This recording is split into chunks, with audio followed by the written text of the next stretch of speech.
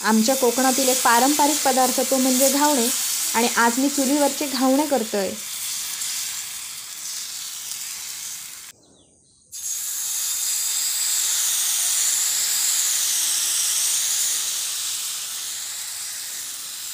आणि आजचे घावणे हे स्पेशल असतात कारण मी हे 2 प्रकारचे घावणे बनवलेले असतात आणि तुम्ही बघू शकता घावण्यांक आपल्या किती जाळी पडलेली असते ती।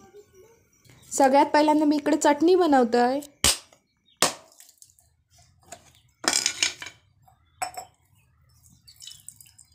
आपण ज्या प्रमाणात चटणी बनवायची असेल ना त्या प्रमाणात खोबरा घेऊ घ्या कातून।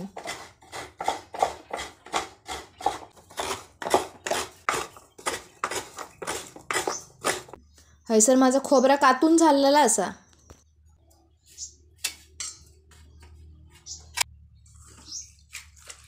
चटणी मी कोथिंबीरची चटणी करते, खोबरा आणि कोथिंबीरची, त्यामुळे बरी जास्त प्रमाणात कोथिंबीर घेतलेली आहे। 2 हिरवे मिरचे घेतलाय,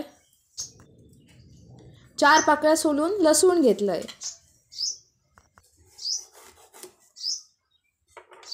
हैसर एक मी मिक्सरचा भांडा घेतलेला आहे, मिक्सरच्या भांड्यात खोबरा घालून घ्यायचा, त्याच्यानंतर कोथिंबीर घालून घ्यायची,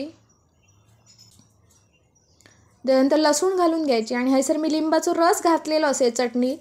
तुम्ही चिंच वापरलात तरी पण चालता। चवीपुरतं गूळ घातलेला असे, तो ऑप्शनल असा, हवं असलं तर घाला।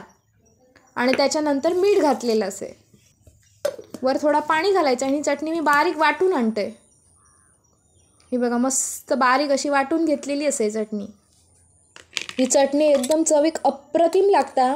ह्याका मी फोडणी वगैरे काय घालूच नाही, तुमका जर हवी असली तर हिंग मोहरी कढीपत्त्याची फोडणी घालायची। असं माझी चटणी बनवून तयार झालेली असा। आता मी घावणे बनवते, तर घावण्यासाठी मी 1 वाटी तांदळाचं पीठ हैसर घेतलेलं असं। या तांदळाचं पीठ तांदूळ स्वच्छ धुवून सुकवून गिरणीवरसून बारीक असं लावून आणलेला असा।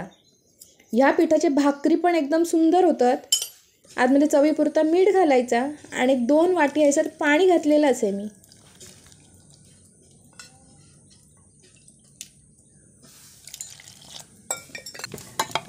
आणि व्यवस्थित असं मिक्स करून घ्यायचं आहे पीठ।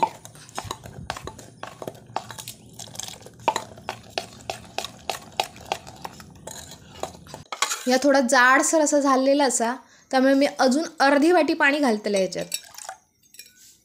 मी टोटल 1 वाटी पिठासाठी 2.5 वाटी पाणी वापरलेलं असे। इकडे मी बिडाचा तवो घेतलेला असे, तो चांगलं गरम करून घ्यायचो आणि त्याच्यात तेल लावून घ्यायचा। आणि प्रत्येक वेळी जेव्हा आपण घावणं तव्यावर घालतलो ना त्यावेळी ह्याचे पीठ असा तर व्यवस्थित असं ढवळून घ्यायचा, कारण तांदळाचं पीठ ना खाली जाऊन बसतं, तर ढवळलं की व्यवस्थित असं घावणं आपलं येतलं।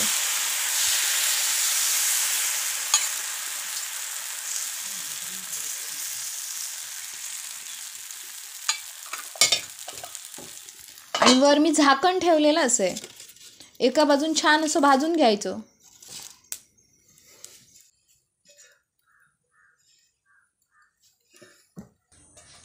आणि झाकण काढल्यानंतर घावणं जो असा ना तो लगेच परतायचं नाही, थोडं वेळ जाऊ द्यायचं। थोडं वेळ झाल्यानंतर तो पटकन असं उचलता, लगेच जर परतूक गेलं ना तर तो तुटतलो।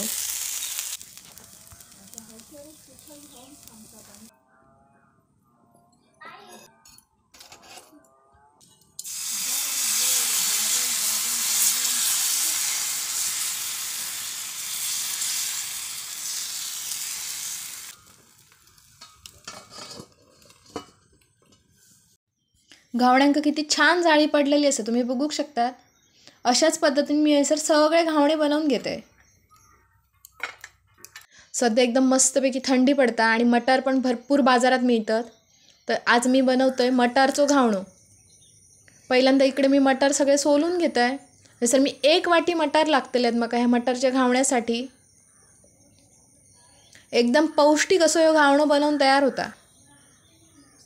1 वाटी मटार घेतलेली असे, ही मिक्सरमध्ये आपण बारीक करून घेऊची असा।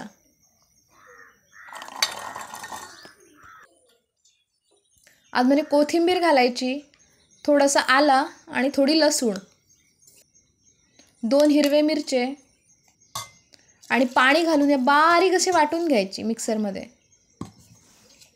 एकदम बारीक असं वाटण जाऊ गया।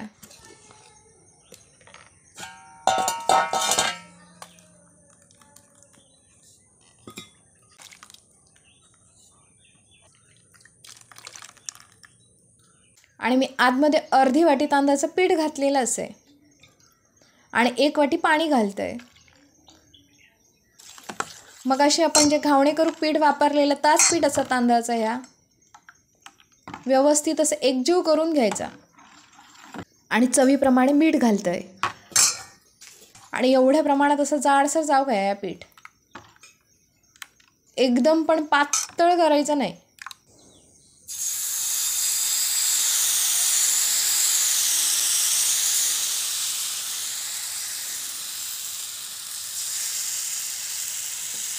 आपण जसे घावणे बनवतो ना तशाच पद्धतीने घावणं बनवून घ्यायचं. बिड्यात तेल लावून घ्यायचा आणि त्याच्यावरती व्यवस्थित असं घावणं पसरून घ्यायचं आणि झाकण काढल्यानंतर लगेच परतायचं नाही, जरा थोडं वेळ जाऊ द्यायचं आणि मग परतायचं. दोन्ही बाजून छान असं भाजल्यानंतर मी काढून घेतोय.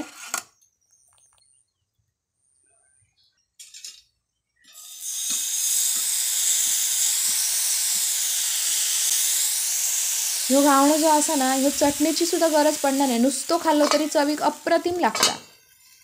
अशाच पद्धतीने हे सगळे घावणे मी काढून घेते. आज मी हे संध्याकाळच्या वेळेत केलेले असे घावणे आणि चटणी. हे बघा मस्तपैकी आपलं घावणं बनवून तयार झालेले असत. आज मी असं 2 प्रकारचे घावण्याची रेसिपी तुमका दाखवलेली आहे. हे तुम्ही मुलांच्या डब्यासाठी किंवा सकाळच्या नाश्त्यासाठी किंवा संध्याकाळच्या छोट्या भुकेसाठी पण बनवू शकतात.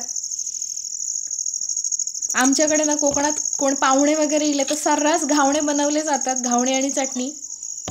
अशाच पद्धतीने चमचमीत खावा, सुशेगात राहा आणि माझ्या व्हिडिओक लाईक आणि शेअर करा आणि माझ्या चॅनलला सबस्क्राईब करा. थँक्यू.